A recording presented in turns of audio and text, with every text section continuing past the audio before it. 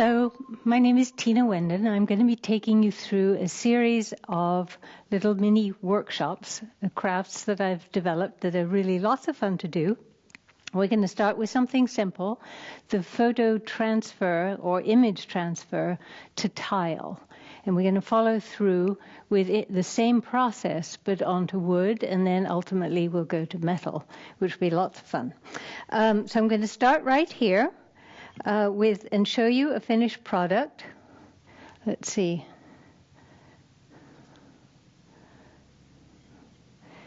And I've turned them into coasters with a simple little cork backing. Any image will work. I happen to love artichokes and took this picture myself. But I also enjoy the more vintage images, so I collect those. So that's fun too.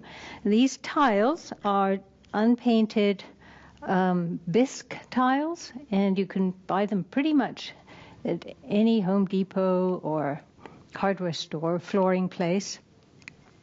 They will work really well as part of your kitchen tile design or in your bathroom or pretty much anywhere where you like to put tile. So I decided to take, for this series, I found an image of a vintage seed packet, and I divided the image from one packet into a series. So they're all a little bit different, but obviously they look related since they came from the same image. And I've got one that's finished for you, and I have one that is halfway through so that I can show you jumping right in the middle of the process, how that works. We'll take it to its finish, and then I'll show you how to start it. All right. Jumping right in, I have applied this image, which, of course, is printed. As you can see, it's important if it has writing on it. It doesn't matter otherwise, or a face that you recognize. Important to turn it the other way around, to reverse the image, because when you put it down, you're going to get a mirror of it. So this has been on, I put this on last night. No, I lie, the night before. So it's been a good 24 hours. It doesn't typically have to be there that long, but that's certainly a safe amount of time. And I'm going to you can either dip a sponge and press it onto your tile piece, or since we're in the studio here, I'm going to go ahead and, can you see? And spray it and press with the sponge. And you start to see the image coming up. As the paper is moistened, the image has adhered to the tile. So I'm just going to gently remove the paper.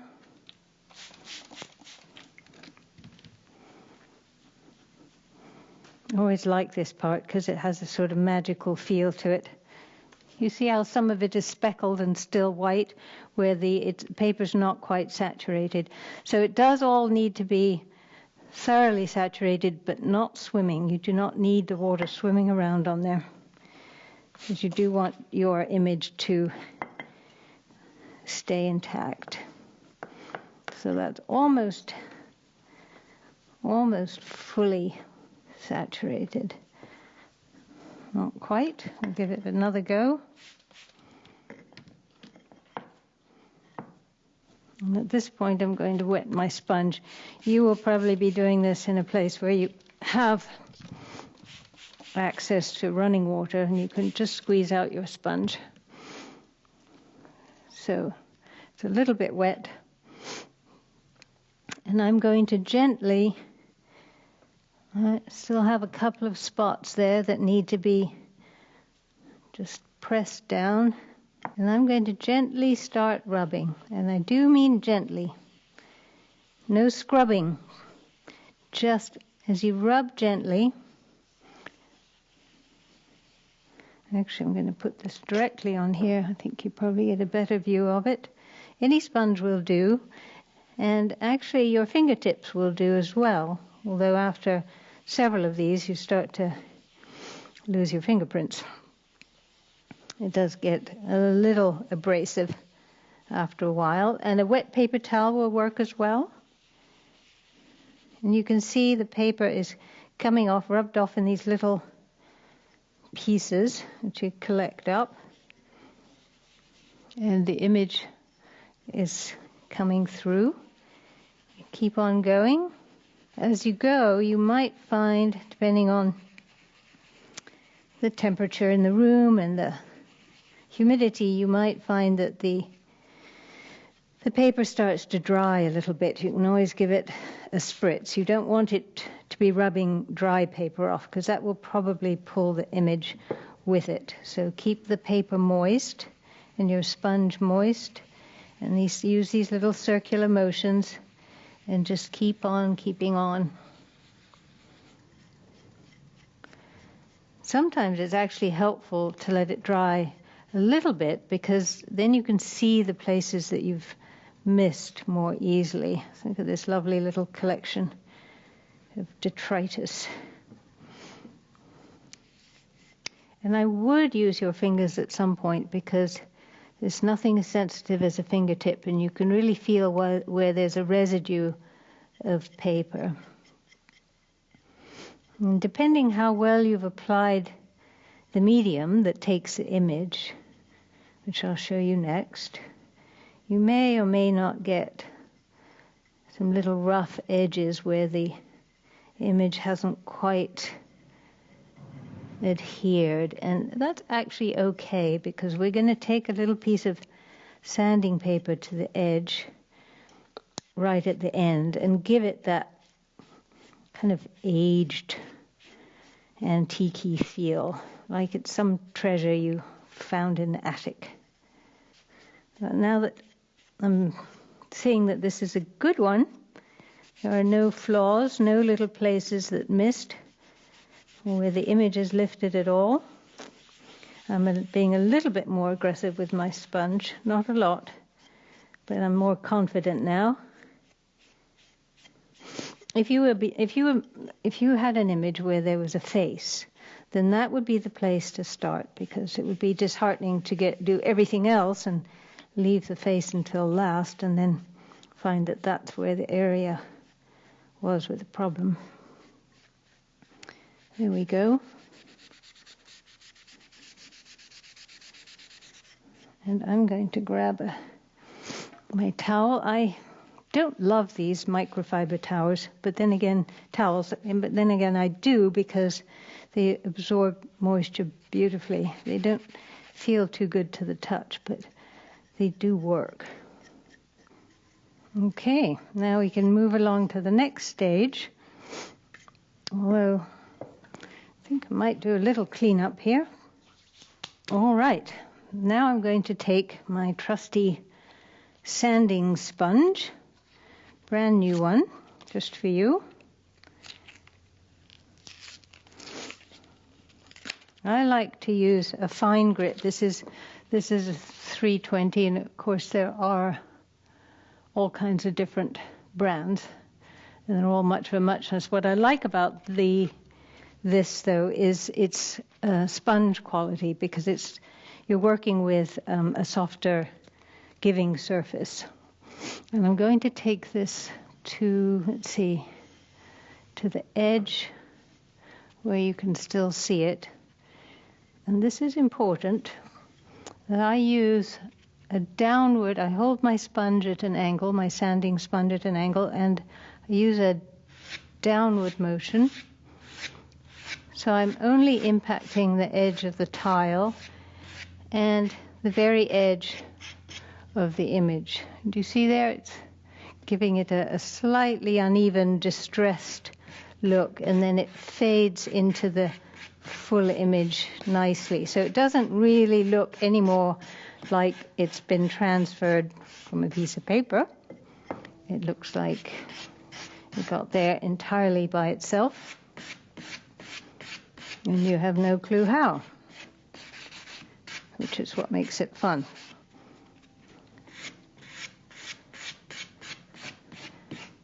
So a little unevenness is a good thing, and if you go too far, well then go too far all the way around and give it some consistency, as if you'd planned the mistake. Just make the most of it. And so far, I think we're good. And I'm going to try and keep it consistent with the one that I finished, which I think it is now. Hard to tell the difference. So that's the sanding done. The paper's all off. I'll just check again. Actually, there's another little wisper of paper in there. Lovely. Okay, we are ready for a seal. And I'm going to use this particular item.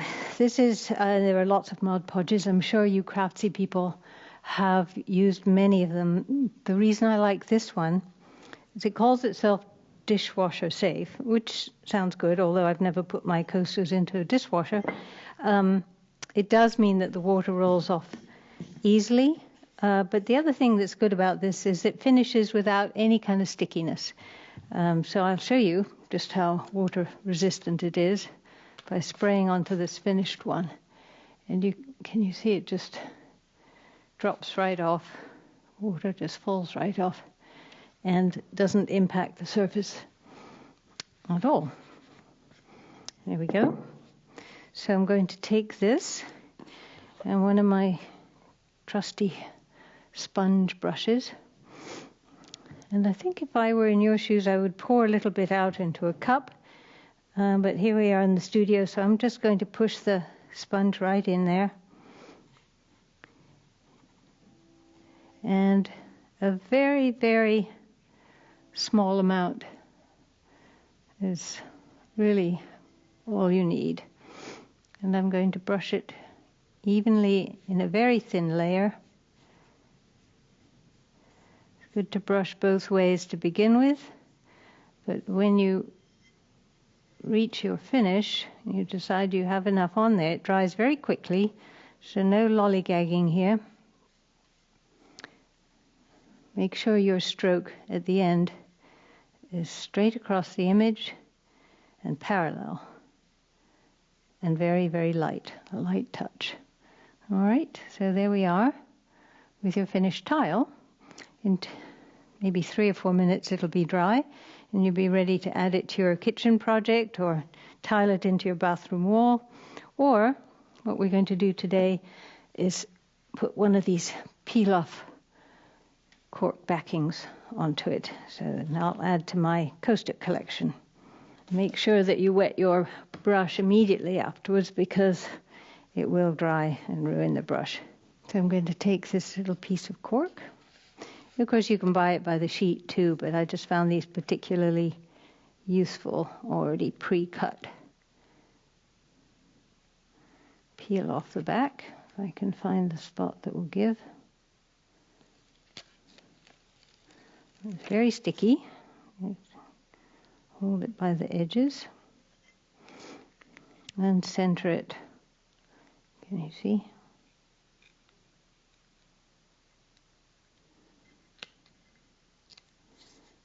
On your tile. Press it down. Voila. Finished. There we have it. So now we have 2 in the collection. I think I'm going to do 6 of these. Because I've made 6 images and I'm looking forward to finishing them up and I'll show them to you in the next session.